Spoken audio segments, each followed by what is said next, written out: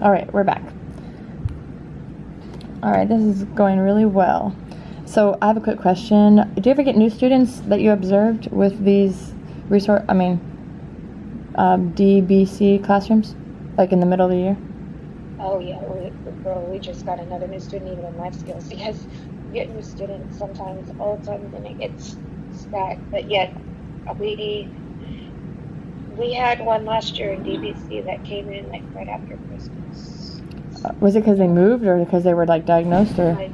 No, it was because they moved. They were taken into grandma's care. Okay. And so they were in a whole different area and they were not able to handle them. They were still in the district. They were not able to handle them at the other school. So they switched them to our DBC program. Because there wasn't like a specialist or a teacher in that area, I'm assuming? There was, but it wasn't working. Right. I guess the relationship between the teacher and the student was... That's so important. There was no progress. So... Yeah. I tutored a student that was on the spectrum, mainly for insurance purposes is what the parents said, because they were going to be fine. You know, they got pretty much early intervention and just some notable qualities that would, the DSM manual put them on the autism spectrum. And we did like the reading tutoring class. Have you done that? LLS? Yeah,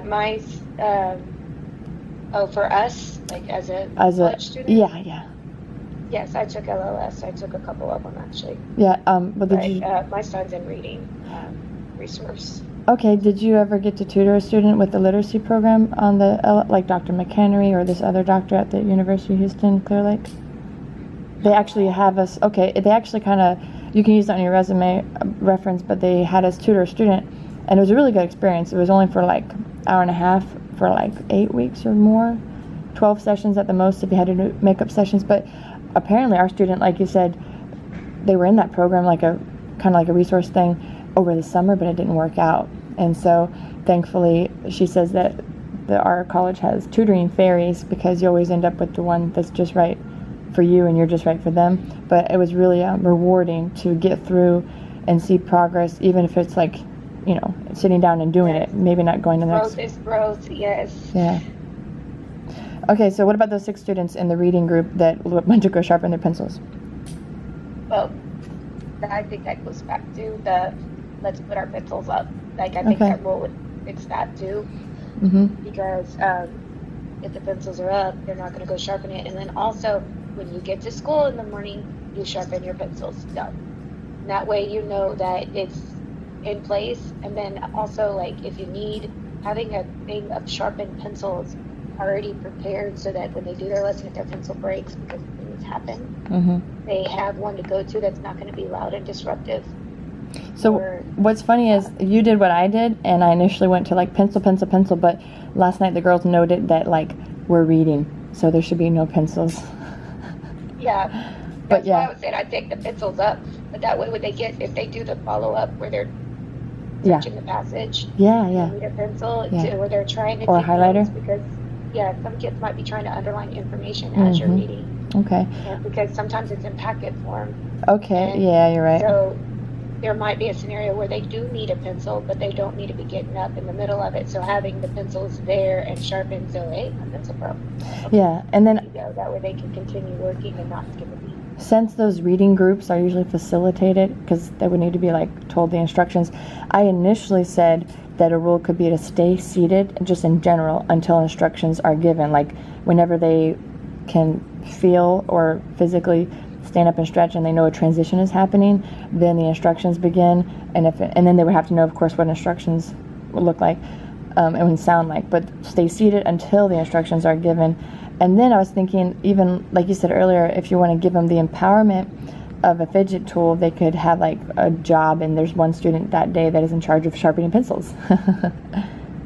Yeah. In the morning, like you said. In the morning, like before school starts, exactly. Okay. Morning. And then, or if it's a resource where they're not in that class all day long, that resource teacher can have it there, because you're in your small group, you're all sitting together, have it there in the middle of the table. So remember, when you're using your pencil after instructions are given, You can If you Sharpie. need another one, you can grab a sharpened pencil from the bucket. I like And that. right in front of them, Then they so don't not even having get to up. get up, cause more Oh. yeah. Yeah. That way it limits the intention being broken as well. I like that. Have sharpened pencils from earlier. I like that. Honestly, the biggest benefit of this right now that I'm noticing is not waiting until a problem happens, but like collaborating with fellow teachers during life so that you can kind of like when Prepared. yeah, and talk like when I talk to my spouse, sometimes I've been married almost, I think it's 11, it might be 12 years in April, and it's like I usually don't think the other person has a good idea, but then later I'm like, why the heck didn't I ask you? Because that was... I've been married for 13 years, I understand. Yeah, so it's like, why work hard, work smarter, not harder. So, like, get feedback from other people. Okay, so let's go to the last two. That's kind of what happened last night. We got off on a tangent, but it's okay because it's quality over quantity. So the last two say, when the intercom came on, which is, this part's kind of funny, asking for Mr. Dempsey, four of the students said he's not here before Mr. Dempsey could answer. And 4 of the students spent most of their time playing with toy cars that one of the students had brought with him. How would you address those 2 issues? I'd say, number one, you'd have a rule that toys are in your backpack until designated free time, when you're allowed to take it out. That's what I say, yeah. And when anybody comes on the overcom, only the teacher is allowed to answer. Okay, so the other option, which, like, if they can't handle it, then yeah, that's my first thing, is like the teacher can have a sign, like they raise their hand, and that means silence so that they can answer, because it is usually for them.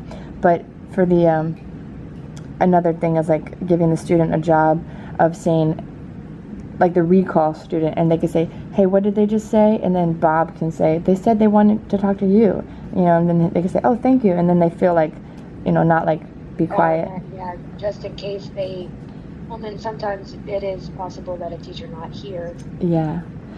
Also, I mean, I would always think, no, I'm aware of everything, but no, like, we could be handling something, and another student is like the little helper, and that could be like their job, and the next day the other student's paying attention because it could be their day to say it. Another like 5-year-old incentive I was thinking was to have sugar-free mints or just mints, and have like the first person to, not talk or to raise your hand and tell me what the intercom said, just to get them to be quiet, we'll get a mint. Yeah, that's a good one. Yeah. That way it's not like punishment. If you listen very carefully and raise your hand to tell me what was said, then you'll be able to get, Because they really do pay attention.